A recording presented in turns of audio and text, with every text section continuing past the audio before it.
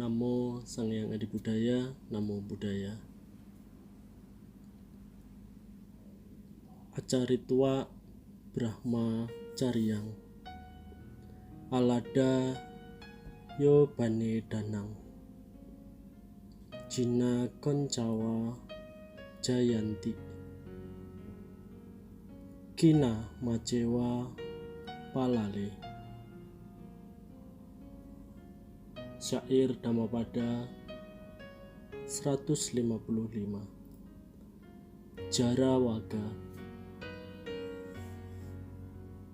Dikisahkan kisah seorang putra Mahadana. Pada suatu ketika, putra Mahadana tidak belajar ketika ia masih berusia muda. Ketika menjelang dewasa, ia menikah dengan putri orang kaya. Seperti dia keadaannya. Istrinya juga tidak berpendidikan. Ketika orang tua kedua pihak dari seorang putra Mahanda dan istrinya meninggal dunia, mereka mewarisi 80 nilai mata uang dari masing-masing pihak dan menjadi sangat kaya. Tetapi mereka berdua memiliki kebodohan. Hanya tahu menghabiskan uang dan tidak tahu bagaimana menyimpannya atau melipat gandakannya. Mereka hanya makan, minum, dan bersenang-senang, menghabiskan uang mereka dengan sia-sia. Ketika mereka telah menghabiskan semua uangnya, mereka menjual ladang. Mereka menjual ladang dan kebun, serta akhirnya rumah mereka pun ikut terjual. Kemudian mereka menjadi sangat miskin dan tidak berguna. Karena tidak tahu cara mencari nafkah, mereka harus mengemis.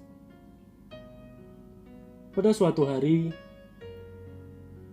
Sang Buddha melihat anak orang kaya ini bersandar di dinding wihara,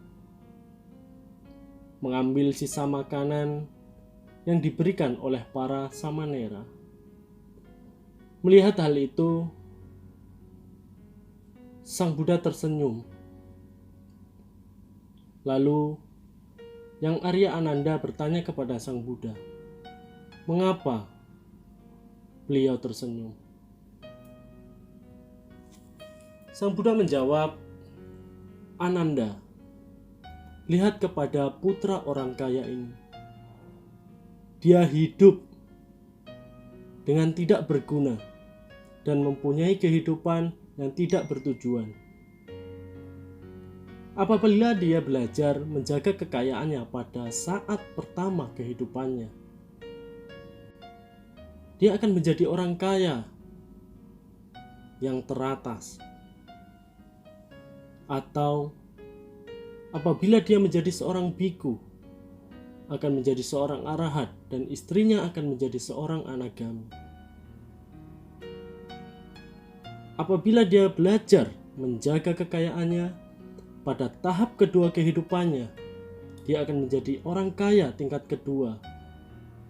Dan apabila dia menjadi seorang biku, dia akan menjadi seorang anagami dan istrinya menjadi seorang sakadagami. Apabila dia belajar menjaga kekayaannya pada tahap ketiga kehidupannya, dia akan menjadi orang kaya tingkat ketiga. Dan apabila dia menjadi seorang biku, akan menjadi seorang sakadagami dan istrinya juga akan menjadi seorang sotapana. Karena dia tidak berbuat apa-apa dalam 3 tahap kehidupannya, dia kehilangan seluruh kekayaan duniawi. Dia juga kehilangan kehidupan atau kehilangan kesempatan mencapai jalan dan hasil kesucian Magapala. Setelah menyampaikan hal itu kepada Ananda, lalu Sang Buddha membabarkan syair 155 dan syair 156. Mereka yang tidak menjalankan kehidupan suci serta mengumpulkan bekal atau kekayaan selagi masih muda akan merana seperti bangau tua yang berdiam di kolam yang tidak ada ikannya. Dan mereka yang tidak menjalankan kehidupan suci serta tidak mengumpulkan bekal selagi masih muda akan berbaring seperti busur panah yang rusak, menyesali masa lampau. Saudara-saudara sedama yang berbahagia, kisah yang sangat luar biasa, yang sangat menginspirasi bagi kita semua, di mana pendidikan, baik itu formal atau non-formal, yang pada intinya atau pada dasarnya memiliki tujuan untuk pembelajaran menjadi manusia yang lebih maju dan lebih berkembang di dalam kehidupan saat ini, maka itu patut untuk dilakukan. Kisah ini cukup memberikan gambaran yang sangat luar biasa bagi kita semua untuk selalu belajar, dan belajar agar di kehidupan saat ini kita memperoleh kekayaan, kedamaian, dan ketika kita mangkat atau tiba-tiba kita meninggal dunia, kita dapat terlahir di alam yang lebih berbahagia. Dengan mengenal Dhamma, dengan mengenal hal-hal baik, hendaknya kita mampu mempraktekkan di dalam kehidupan kita sehari-hari. Tetap di rumah, menjaga kondisi jasmani, menjaga kondisi batin agar tetap seimbang. Kita mengikuti anjuran dari pemerintah agar kita tidak menjadi carrier atau kita tidak menjadi jembatan untuk menularnya wabah atau virus corona yang saat ini sedang menjangkit dunia, tidak hanya Indonesia saja.